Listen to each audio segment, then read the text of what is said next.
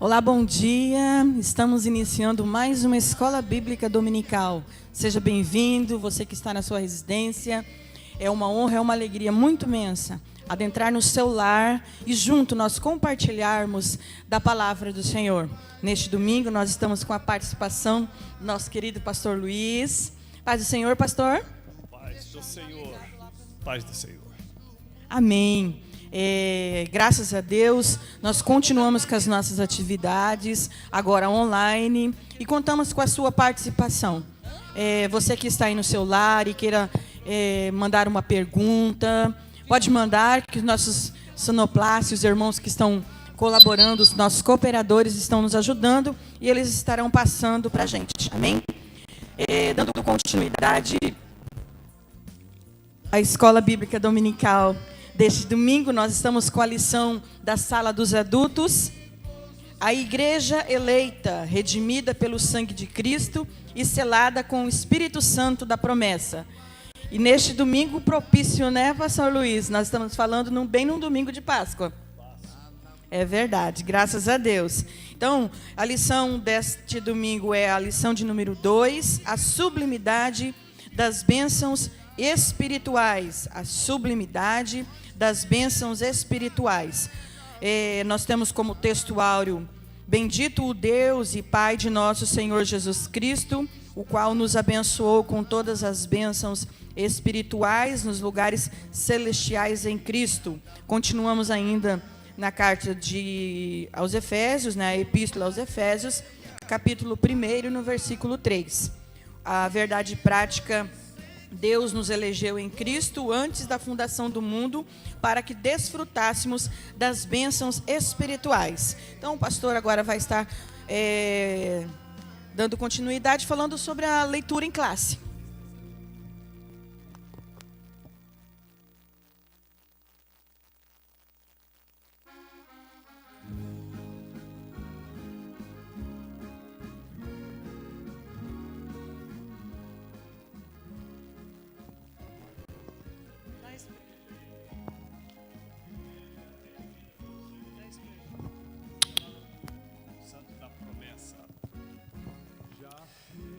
Em Efésios, nós temos no capítulo 1 a apresentação do autor da carta, Paulo, o apóstolo. E para nossa reflexão, temos no capítulo 1, os versículos 3 até o versículo 14, que diz assim: bendito o Deus e Pai de nosso Senhor Jesus Cristo, o qual nos abençoou com todas as bênçãos espirituais nos lugares celestiais em Cristo, como também nos elegeu nele antes da fundação do mundo, para que fôssemos santos e irrepreensíveis diante dele em amor, descobrindo-nos o mistério da sua vontade, segundo o seu beneplácito que propusera em si mesmo, de tornar a congregar em Cristo todas as coisas, na dispensação da plenitude dos tempos, tanto as que estão nos céus como as que estão na terra.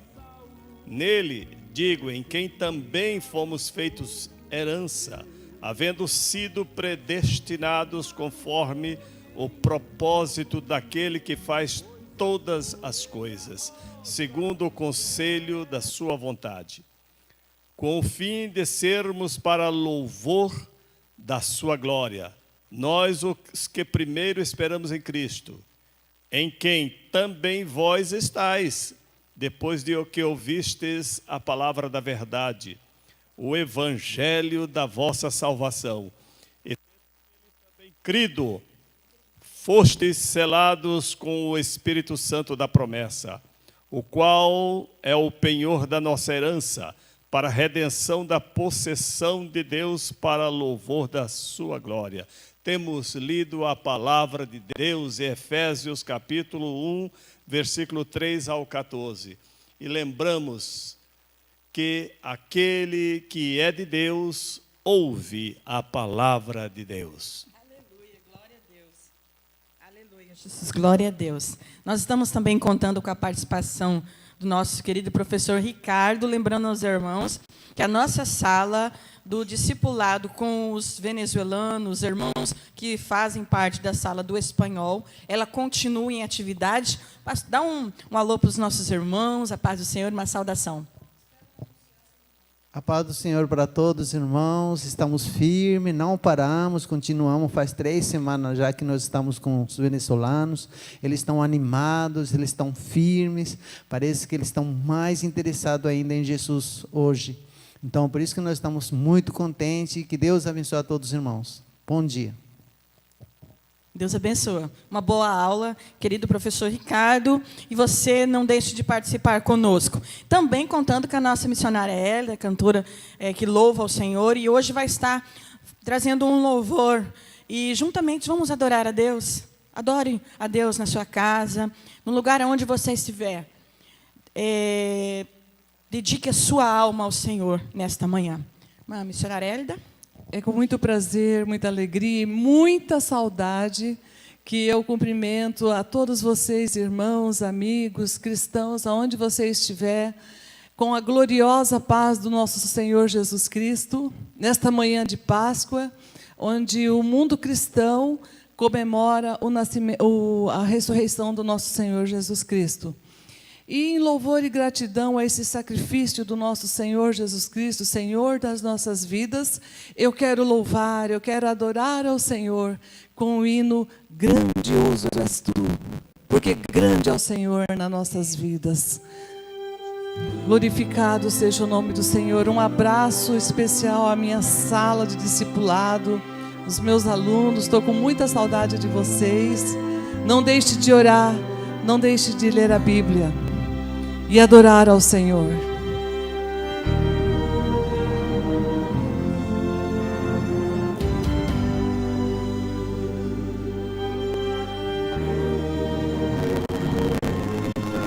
Aumenta. Senhor meu Deus, quando eu maravilhado contemplo a tua imensa criação, o céu e a terra e os vastos oceanos, fico a pensar em teu tão grande amor. Então minha alma canta a ti, Senhor. Grandioso és tu, grandioso és tu. Então minha alma canta a ti, Senhor. Grandioso és tu, grandioso és tu.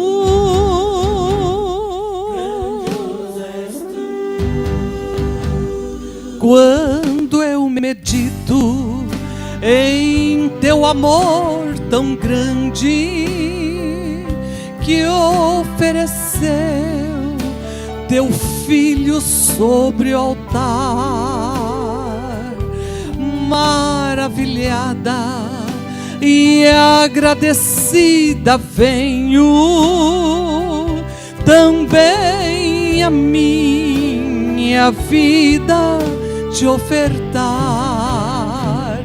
Então minha alma canta, louve e adora a ti, Senhor. Grandioso és tu, grandioso és tu. Então minha alma canta a ti, Senhor. Grandioso és tu, grandioso és tu.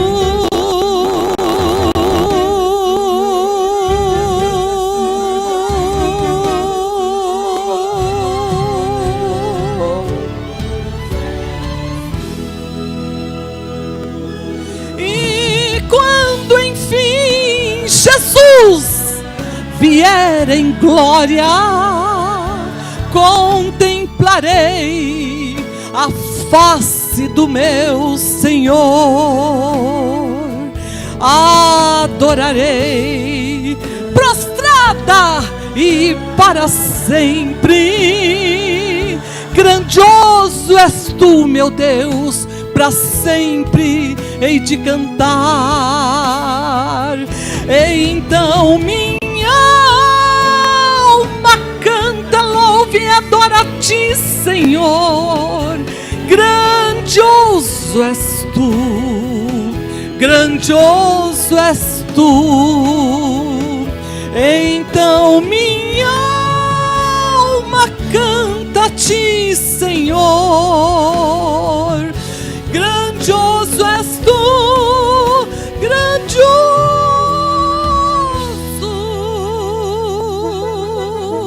és tu.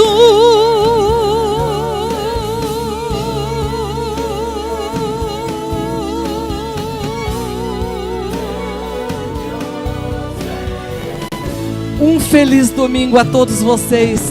Que Deus continue lhes abençoando, derramando da sua graça sobre você e sobre o seu lar. Um grande abraço a esta família cristã. Aleluias, glórias a Deus. Obrigado, mãe missionária Hélida, seu esposo Isaac. Está com saudade já da sala das crianças, né? Mas, se Deus quiser, nós vamos retornar às nossas atividades. Qual é o objetivo, então, dessa lição? É refletir a respeito da nossa nova posição em Cristo. Evidenciar a realidade de uma vida cristocêntrica neste mundo. Explicar que o Espírito Santo desempenha importante papel no plano de salvação. Maravilhoso saber que nós precisamos dessa salvação, não é, pastor Luiz? Exatamente. Eu acho oportuno aqui destacar para a nossa irmã Valquíria, nossa prezada superintendente da escola dominical, bem como a todos aqueles que estão nos ouvindo, um fato muito significativo, muito importante. Esta carta escrita por Paulo aos Efésios, ela encerra muitas revelações importantíssimas, fundamentais, e é uma carta muito estudada e considerada pelos teólogos, e ao nível da carta que ele também escreveu aos romanos, com muita doutrina, muitos ensinamentos maravilhosos. Porém, Paulo, quando escreveu esta carta, ele havia sido esvaziado por Deus. Deus o conduziu a uma condição de insignificância humana. Paulo, aquele grande erudito, provavelmente, quase certeza, membro do Sinédrio de Israel, formado aos pés do grande sábio Gamaliel. Paulo, que era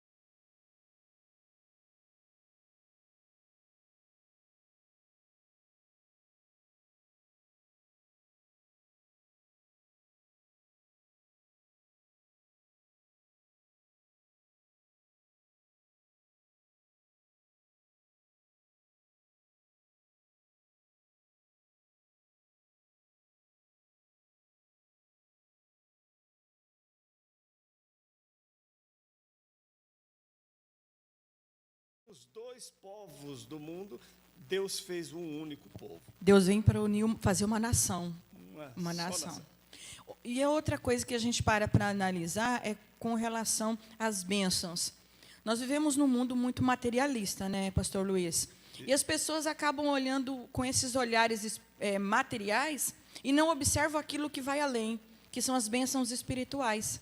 Com certeza, Deus entregou à sua igreja um instrumento maravilhoso que pode ser utilizado a qualquer momento e, aliás, deve ser utilizado pelo cristão. Chama-se oração. Oração.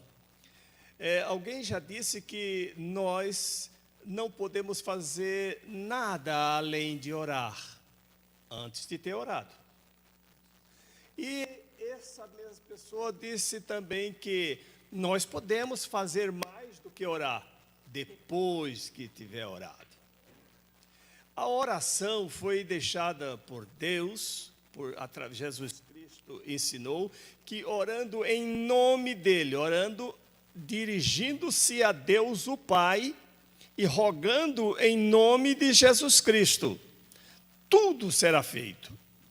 E quando Jesus disse uma outra vez sobre a oração, ele disse, Mateus 7,7, pedi, dar-se-vos-á. Ou seja, deve pedir com persistência.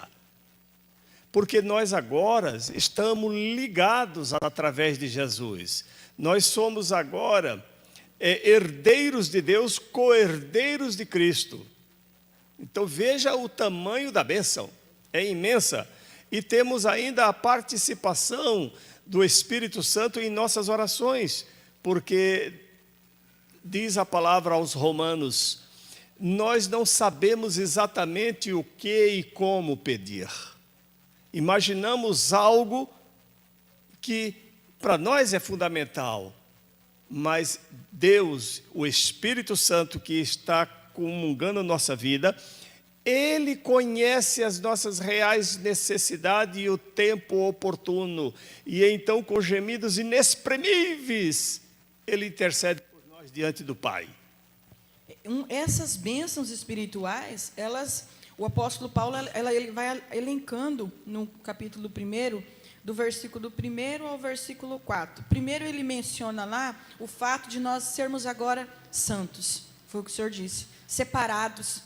Exatamente. É uma oportunidade de sermos santos. E agora, como somos santos, também sermos filhos. Exatamente. É algo ascendente. Vai cada vez aproximando mais. E nós, diz o apóstolo Paulo, chegaremos a um nível tão alto, elevado, que julgaremos os anjos. Imagine o tamanho da bênção que Deus tem reservado. Mas dizendo sobre a oração ainda, só complementando, imaginemos o que se passou de fórum íntimo de José na prisão. José passou muitos anos na prisão. Imaginemos o quanto ele orou, ele suplicou para ser liberto daquela prisão. Mas Deus estava preparando uma rampa de glória para ele. E quando chegou o momento certo, Deus então o tirou da prisão e o colocou no trono ao lado de Faraó. E agora ele era o primeiro-ministro do Egito. Nós, às vezes, estamos pedindo algo e estamos já começando a ficar sem esperança, porque está demorando. Mas é porque algo está acontecendo nesse meio tempo. Esse processo é um processo do trabalhar de Deus nas nossas vidas, para chegarmos no ponto de santidade, de sermos reconhecidos como filhos, ter a semelhança de Deus. Nós temos a capacidade, devido à nossa condição que ainda não foi regenerada na carne, a carne não foi regenerada. Então nós ainda somos atraídos pela pecaminosidade da carne. E temos que lutar contra a pecaminosidade da carne. Temos que administrar o nosso corpo, as nossas tendências, a tendência da inveja, a tendência da ira, não é? tudo isso nós temos que ter cuidado da soberba. Então, pode ser que é necessário continuarmos na condição em que estamos, então não recebemos a bênção, mas não que Deus tenha desprezado, mas é porque não é o ideal para nós, é o que nós desejamos, mas não é o que nós precisamos. Mas nós somos sim santificados, somos sim regenerados, somos selados pelo Espírito Santo da promessa e nós somos filiados, fomos adotados como filhos de Deus. Olha, isto daí é elevadíssimo. Alguns chegam até a dizer, e eu não me atrevo a tanto, tenho receio, de dizer que somos maiores que os anjos, porque nós somos filhos por adoção. Vamos ficar na nossa humildade e pedir que o Senhor Deus continue nos protegendo pelos seus poderosos anjos que estão a serviço daqueles que hão de herdar a salvação. Aleluias. Então, se nós fôssemos agora elencar as bênçãos descritas aqui no apóstolo Paulo, seriam essas. E nós seríamos agora eleitos como santos por Deus, predestinados a filhos, né? Porque é uma decisão nossa de querermos sermos filhos, não criatura, mas sermos filhos através de um novo nascimento de Cristo por Cristo Jesus. Ele nos remiu, que bem propício de ser irmã Hélida, missionária Hélida, nesse dia comemorado a Páscoa, nós lembrarmos que o túmulo está vazio. Quem morreu em Cristo ressuscitou. Lá em Romanos, o apóstolo Paulo vem nos dizer que ressuscitou agora em Cristo Jesus e nova criatura. Nós somos agora formados por Cristo Jesus. Exatamente, a irmã falou da predestinação. É assunto que vai ser detalhado na próxima lição. Contudo, agora nós podemos apenas adiantar que a igreja ela é predestinada e desde antes da fundação do mundo, Deus já tem os seus planos. Então a igreja está predestinada para a salvação, né? Para sermos filhos. É claro que não é cada um de nós, vai ser explicado na próxima lição, que somos predestinados, ou seja, nascemos e já vem um carimbozinho dizendo, esse aqui vai ser salvo, opa, esse aqui vai ser condenado. Não, não acreditamos assim, mas predestinado um povo, predestinado a igreja. Verdade. Essa condição agora que o Senhor nos traz, o que significa então dizermos que nós estamos em Cristo? É como se nós disséssemos assim, ele está na casa de alguém. Agora nós podemos dizer, colocar essa expressão, nós temos uma nova condição, nós estamos em Cristo. O que seria estar em Cristo? Irmãos, e prezada superintendente, irmã Valquíria, essa questão de estar em Cristo é uma questão de concordância, de nós estarmos em comunhão com o Senhor, com a sua palavra, com os seus propósitos. Mas, quando Paulo escreveu, ele disse que o Senhor, né, Deus, nos fez assentar, juntamente com Cristo, nas regiões celestiais. Nos fez assentar.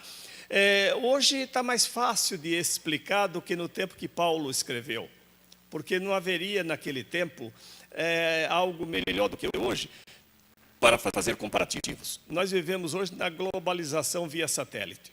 Nós vivemos hoje na conectividade. Nós sabemos hoje que nós podemos estar aqui e falar com alguém lá em Israel, conversar e até ver o rosto da pessoa. É como se estivesse presente, está conectado. No reino de Deus, nas regiões celestiais, eu creio que existe uma conectividade extremamente superior a esta que nós conhecemos de Wi-Fi, e de WhatsApp e de outras formas de conexão. Está tudo conectado, não tem nada perdido.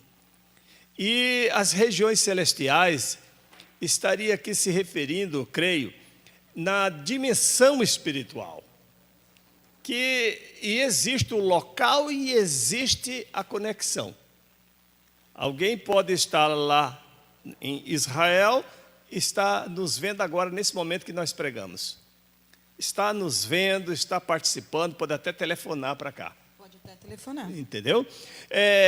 Mas no reino celestial, nas regiões celestiais, existe também o lugar onde ele está, porque a palavra diz, e ele virá. E eu vou ao Pai, disse Jesus, rogarei ao Pai e ele vos enviará. Você está falando de deslocamento. O Espírito Santo para que esteja convosco, para ser o consolador, para ser o impulsionador da igreja. Então, veja só, Paulo falou dessa nossa condição em Cristo, de estarmos em Cristo, neste sentido, que nós temos uma plena comunhão em Cristo. Estar em Cristo é poder ter o privilégio de usufruir de todos esses benefícios.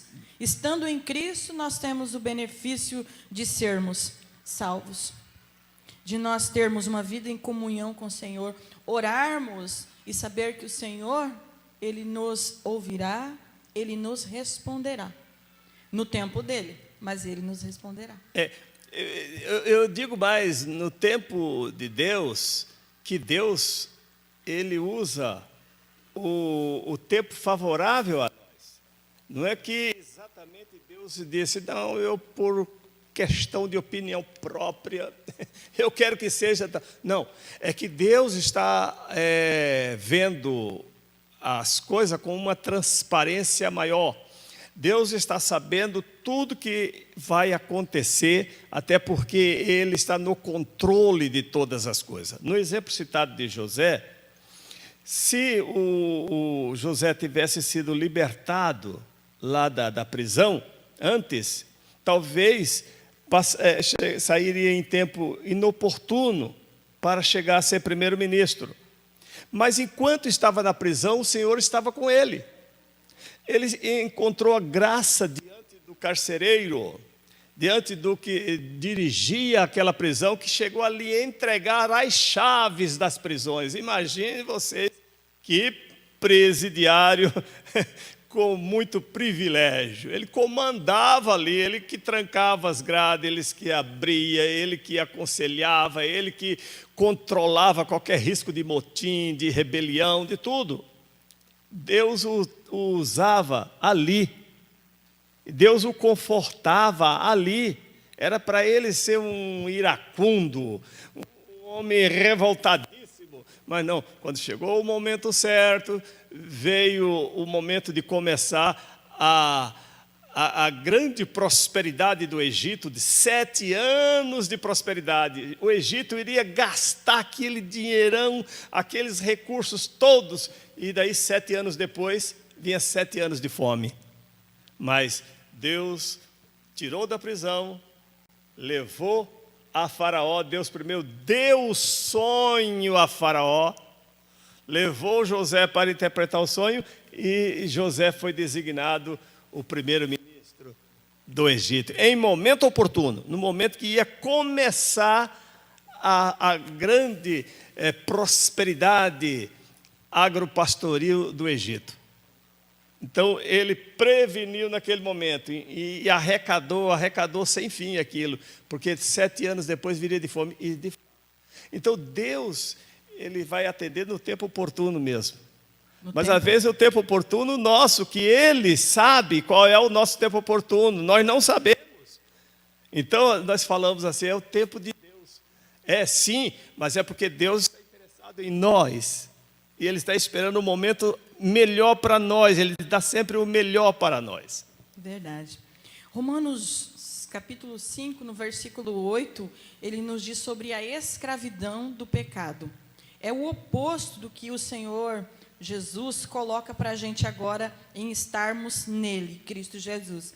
Porque se nós estávamos escravizados, pensarmos no pecado adâmico, então nós não tínhamos esse privilégio de desfrutar de todos esses benefícios que foi nos falado. Exatamente. E ainda em Romanos, no capítulo 8 e o versículo 1, nós temos a seguinte expressão usada por Paulo: agora nenhuma condenação mais há para aqueles que estão em Cristo Jesus. Só que tem que completar a leitura do versículo. Que não andam segundo a carne, mas segundo o Espírito. As bênçãos que Deus nos dá pela libertação, pela a condição nova, não é algo que é dado e deixado por conta. Não, é estabelecido. Tem que haver uma correspondência, uma recíproca. O cristão tem que estar em Cristo, e aí ele está livre de qualquer condenação, mas tem que andar, tem que viver e tem que andar segundo o Espírito. Algumas Bíblias, me perdoem eu dizer aqui agora, não sei se seria oportuno, mas não vai dar para explicar muito, mas existe algumas Bíblias, algumas versões que retiraram esse último pedaço. Está lá escrito: agora nenhuma condenação mais há para aqueles que estão em Cristo Jesus. Ponto final. Não, tem que continuar. Que não anda segundo a carne, mas segundo o Espírito. Que é uma condição. É o original, e tem muitas versões, Almeida, Corrigida Fiel e outras tantas, já corrigem isso. Falando nessa questão de nós agora termos uma condição para recebermos todos, usufruirmos desses benefícios de salvação, nós vemos que nós temos na nossa essência o pecado adâmico. Nós sabemos que, embora esse pecado tenha adentrado no mundo, nós temos esse projeto de salvação, de remissão dos nossos pecados por Cristo Jesus. Como que esse processo foi revelado? Como que esse mistério de redenção foi revelado? Bem, irmãos, vamos lembrar que Deus, Ele fez um plano de resgate maravilhoso, excelente e completo. Ele ultrapassou as nossas expectativas. Porém, Deus estabeleceu um processo para isto.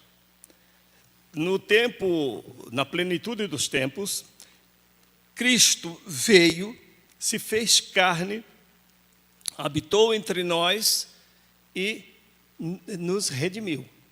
Então, agora a redenção da humanidade está aí à disposição de todos os homens, como disse Paulo a Tito. A graça de Deus se há manifestado, trazendo salvação a todos os homens, ensinando-nos que, renunciando à impiedade e à concupiscência, vivamos nesse presente mundo só sábia e justamente. Né? Então, uma vez que a pessoa aceita, ele vai. Mas isso tudo, a dependência divina da salvação é maravilhosa. É um processo um pouco grande, mas é um processo que tem a velocidade que a pessoa imprime. Tem uns que imprimem uma velocidade maior do que o outro. Olha só.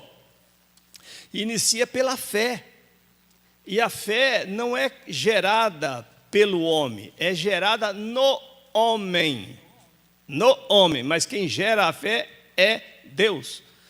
Pedro deve ter tomado um susto quando ele respondeu a Cristo dizendo: tu és o Cristo, Filho do Deus vivo.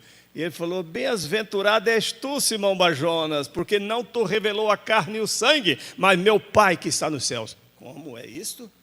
E sim, não foi você que teve a capacidade intelectual de perceber isto. Foi Deus que gerou a fé. E Paulo, escrevendo ainda aos Efésios 2:8, ele disse: pela graça sois salvos mediante a fé, e isso não vem de vós, é dom de Deus. Então, a fé vem de Deus. E Paulo escreve aos Romanos, capítulo 10, que a fé vem pelo ouvir e ouvir da palavra de Deus. Só que tem uma coisa: a fé é obra de Deus no homem. Uma vez tendo sido gerado a fé, o homem agora tem uma responsabilidade, aquela de decidir, aquela de confessar. Se ele confessar a Cristo, Cristo vai confessar o nome dele diante dos anjos de Deus e dos homens. Mas se ele não confessar diante dos homens, Cristo também não vai confessar o nome dele. Então, essa decisão agora é do homem que já creu. Diz João, no capítulo, parece-me que 12, não é? Que 11:42, que diz assim: até muitos dos principais creram em Cristo, mas não o confessavam por medo de serem expulsos da sinagoga, porque eles amavam mais a glória dos homens do que a glória de Deus. Olha, então essa decisão de aceitar é do homem que já creu, do homem. Se o homem aceitar, vai para o passo seguinte. Se não aceitar, para por ali mesmo. Fica por ali mesmo. E se aceitar, vem então a ação divina agora pelo Espírito Santo. Que o Espírito Santo então vai declarar esse homem justificado, redimido pelo sangue de Cristo, e vai ser selado com o Espírito, porque ele agora confessou. Mas depois tem o outro passo, que é a constância, é a vida cristã, que é uma vida de um processo de santificação, que não é o momento de nós aqui detalharmos, porque o tempo não permitiria. O fato do Senhor nos dar o seu Filho primogênito nesse processo de redenção está lá no livro de João, no capítulo 3 e no versículo 16, que é um versículo muito conhecido por muitos, e o livre-arbítrio que o Senhor nos deu, talvez que nos limita a vermos essa grandiosidade, não é verdade? Claro. Lá, diz assim: porque Deus amou ao mundo de tal maneira que deu o seu Filho unigênito, para que todo o que nele crê não pereça, mas tenha a vida eterna. É um processo que depende agora de nós termos a condição de falarmos: olha, eu creio e eu preciso de Jesus. Nós vamos entrar agora, mesmo no tópico 2, mas na plenitude dos tempos, porque Paulo revela que esse plano divino de convergir as coisas através de Jesus Cristo, ele conclui que Jesus, então, agora, nós temos agora que ver uma nação como cristocêntrica. Cristocêntrica. E nós vamos lembrar aqui, irmãos, uma verdade que nem todos ainda perceberam. Eu creio que muitos vão ter a surpresa do que eu vou dizer agora. Não é que não saiba, é que não percebeu, não veio a sua mente, está lá no inconsciente, já ouviu algum momento. Na verdade, esta nação eleita, esse povo, a igreja, não é a soma de todos os crentes que estão na terra. Não, irmãos, tem algo mais. Muitos dos nossos que fazem parte dessa igreja já estão com o Senhor. E estão lá. À medida que alguém aqui dorme no Senhor, é um bem-aventurado. Para eles cessaram as lutas do pecado. O Senhor falando e ele aqui agora... compõe a igreja de Cristo. Nós somos o povo aqui e lá nos céus. Aqui e lá nos céus. E é tudo cristocêntrico. O Senhor está coordenando, está comandando, está preservando a igreja inteira. O Senhor falou agora nos dessa céus questão e do na terra. tempo, né? Que Cristo está lá e os salvos, aqueles já estão em Cristo. Já. Tá. Agora, você que está participando conosco, queira mandar sua pergunta, nós tivemos essa semana que dizia assim: mas então Jesus estava desde o fundamento. Sim, o plano de Deus, ele é um plano infinito. Ele está na sua presciência, o Senhor Deus, ele já organizou a criação da humanidade e vamos chamar aqui no nosso costume, né, o plano B, as hipóteses posteriores. Na hipótese de acontecer o que aconteceu, Cristo iria resgatar. Mas Deus não iria desistir desse plano. Então veja só, Deus tinha estabelecido na sua justa e plena justiça, né, na sua plena justiça, que o homem morreria se desobedecesse, se rebelasse contra Deus, comendo o fruto da ciência do bem e do mal. Mas aí Deus mitigou a pena sem dar um perdão, que muita gente fala perdoou. Não, Deus não perdoou. Deus redimiu, que é superior ao perdão. Perdoar é anistiar, é falar, não vou cobrar o que eu tinha estabelecido. Deus cobrou. E Jesus se fez um de nós, se fez carne, habitou entre nós. E ele se fez carne, uma carne com as fraquezas da carne. Sentia fome, sede, tentação. Diz a palavra que ele foi em tudo tentado. Sentia tentação, sentia tudo, mas resistiu. Então ele, desde a fundação do mundo, lá no comecinho, lá antes de qualquer coisa, Deus já estabeleceu. Se acontece isso. E foi o que aconteceu. O homem pecou. Falando nesse projeto de salvação, a partir do pecado do homem, quando adentra na vida do homem, o Senhor tem um projeto B. Falando em projeto B, é quando o Senhor Jesus é levado de volta ao Pai, e os discípulos então ficam se perguntando, nós estamos sós agora? Mas ele deixa um penhor. Deixou o penhor. Qual é esse penhor? O Espírito Santo da promessa. Por que da promessa? Irmãos, estava prometido pelos profetas. Deus através dos profetas. Lá em Joel, no capítulo 2,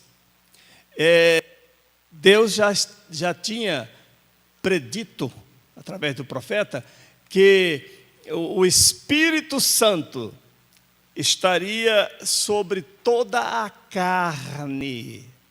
Sobre toda a carne. Não agora somente sobre reis, sacerdotes e profetas, mas sobre toda a carne. Homens, mulheres, servos, gentios, toda a carne. E aqueles que creram e que estavam aguardando, porque Jesus mandou que ficassem em Jerusalém, até que do alto eles fossem revestidos do poder, eles estavam aguardando, eles eram crentes, salvos em Cristo, e o Espírito Santo veio e selou a todos. E cada momento em que alguém aqui na terra, ouvindo a palavra, creu e confessa Jesus Cristo, o Espírito Santo o sela, naquele momento. É maravilhoso esse processo. Eu fico assim maravilhada de ver a grandiosidade do Senhor sobre o domínio do homem nesse tempo. O livro de Tito, no capítulo 3, vamos ler. Ele é maravilhoso quando ele nos fala sobre isso, sobre esse processo, quando o homem reconhece os seus pecados, e então agora ele é conduzido, Tito, capítulo 3, conduzido a receber o Espírito Santo do Senhor. Tito, você que está na sua casa, quiser nos acompanhar, capítulo 3, versículos 5 ao 7, que nos diz assim: não por obras de justiças praticadas por nós, mas segundo sua misericórdia, ele nos salvou, mediante o lavrar regenerador e renovador do Espírito Santo. O que é lavrar? O trabalhar do Espírito Santo. O trabalhar do Espírito Santo. É interessante que Paulo, quando escreveu a primeira carta aos Tessalonicenses, no capítulo 5, versículo 32, ele ultrapassa toda essa expectativa também, porque ele diz que o Deus de paz vos santifique em tudo, no corpo, no espírito e na alma. Espera aí, mas quem é que se santifica? É o homem ou é Deus que faz essa obra? Os dois juntos. O Espírito de Deus é que está comungando a vida do homem e que promove isso. E por que espírito, alma e corpo? Porque o espírito que foi transmitido quando o homem foi gerado, o ser humano é gerado, já é gerado com o espírito de vida. Aquele espírito é espírito de Deus, foi do sopro divino em Adão e vem se repercutindo geração após geração.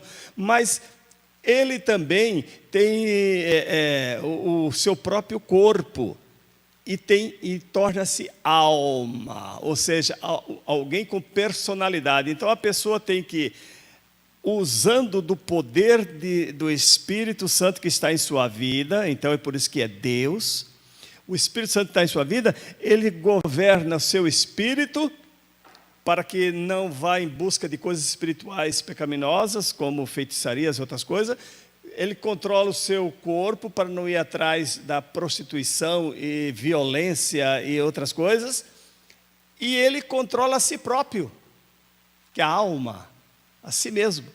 A alma, o ser humano, controla o seu corpo e o seu espírito.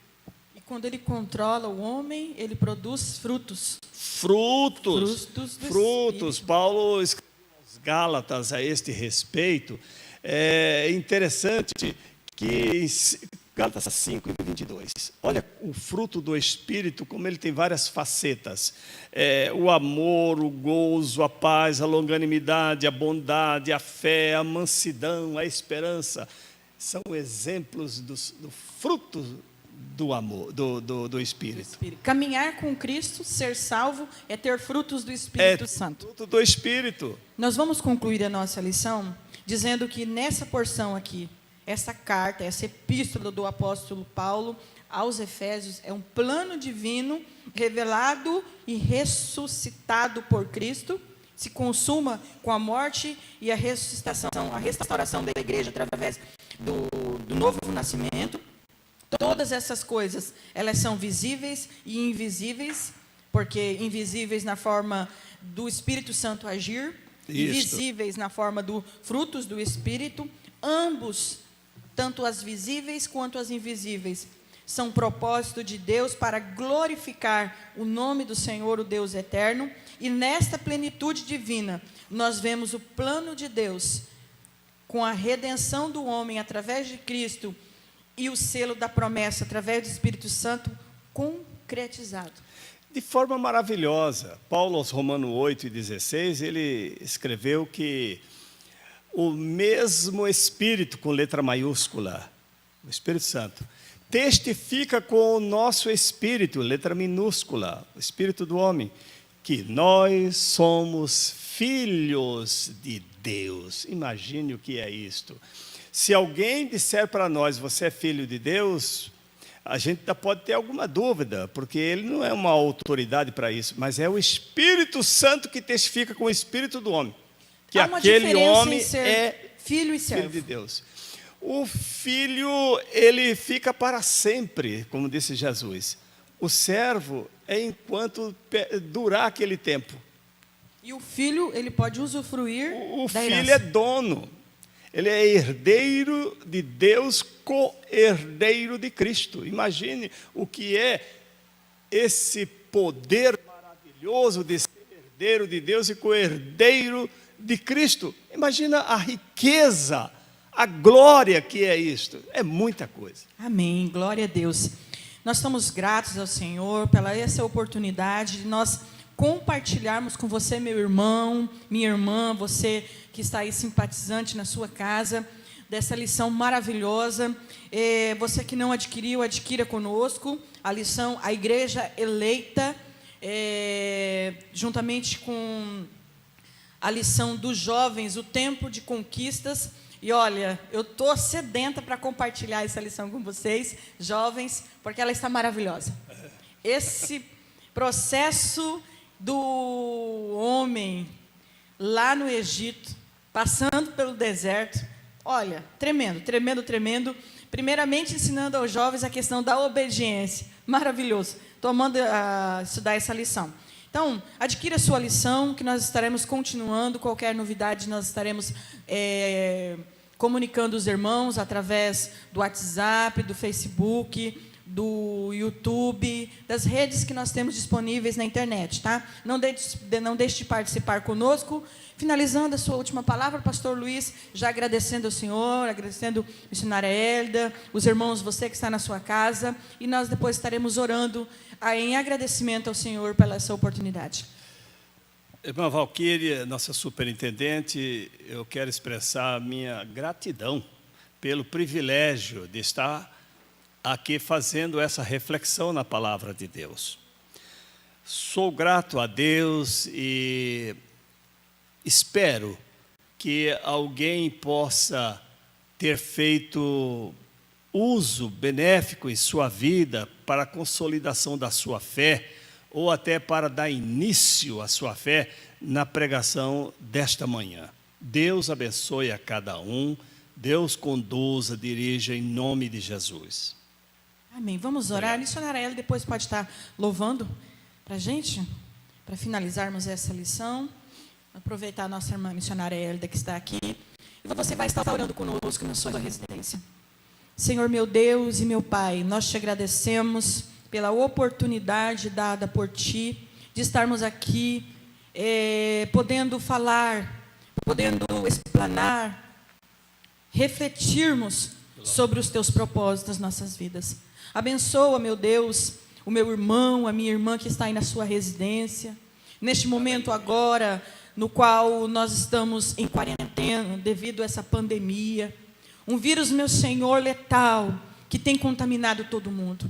Mas as tuas promessas, meu Senhor, são de que 1000 cairão ao nosso lado, 10.000 à nossa direita, mas nós não seremos atingidos. Pai, continua com as tuas mãos estendidas sobre a cidade de Terenos. Abençoa, meu Deus, a cada irmão, a cada irmã, o morador de rua, a criança, o idoso. Coloca, meu Senhor, os teus anjos, guardando, protegendo, ó Pai.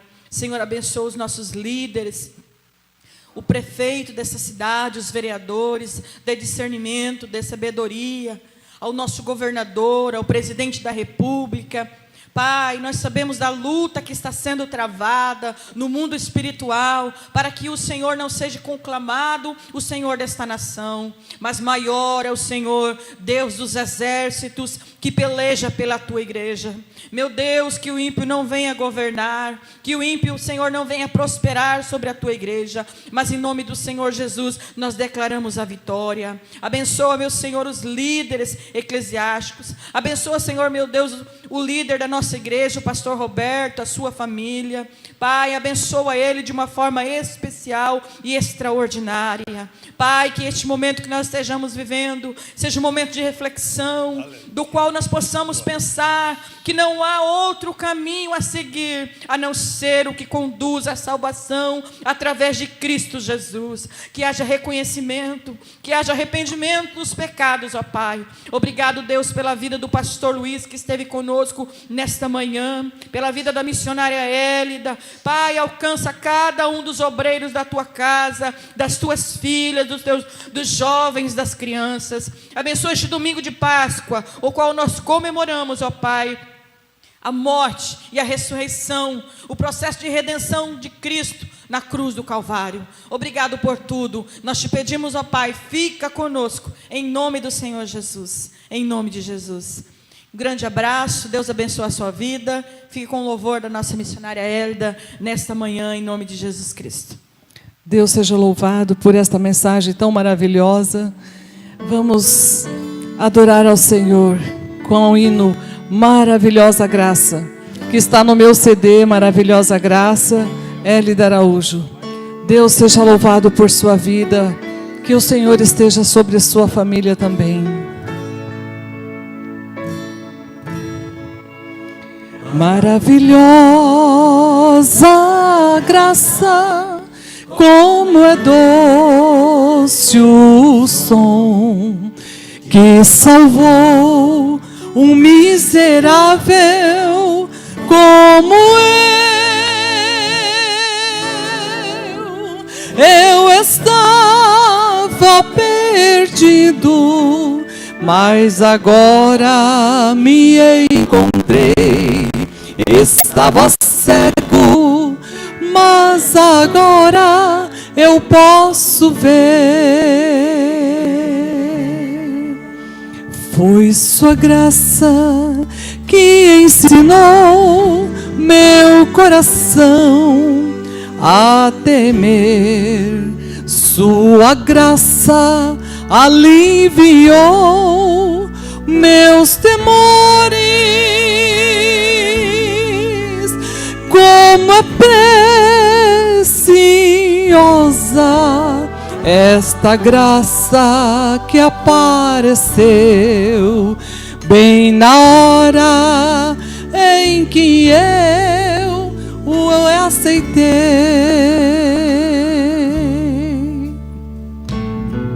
Esta maravilhosa graça do nosso Senhor Jesus Cristo, nosso Senhor e Salvador, pode estar aí no seu lar, ser derramada sobre a sua vida, sobre a sua família, seu casamento. Deus é maior que todos esses problemas. E a sua graça, a graça maravilhosa de nosso Senhor Jesus Cristo, é derramada sobre sua vida nesta manhã, sobre sua família. Apenas acredite, e o Senhor Jesus fará milagres, maravilhas em seu lar. Glória seja dada ao nome do Senhor. De muitos perigos e sustos e armadilhas eu vim, foi sua graça que me trouxe até aqui, e esta graça me levará para o meu novo lar, onde eu eternamente irei cantar. Maravilhosa graça, como é doce o som que salvou um miserável como eu estava perdido, mas agora me encontrei. Estava cego, mas agora eu posso ver. Aleluia, aleluia, amém, aleluia, aleluia, amém.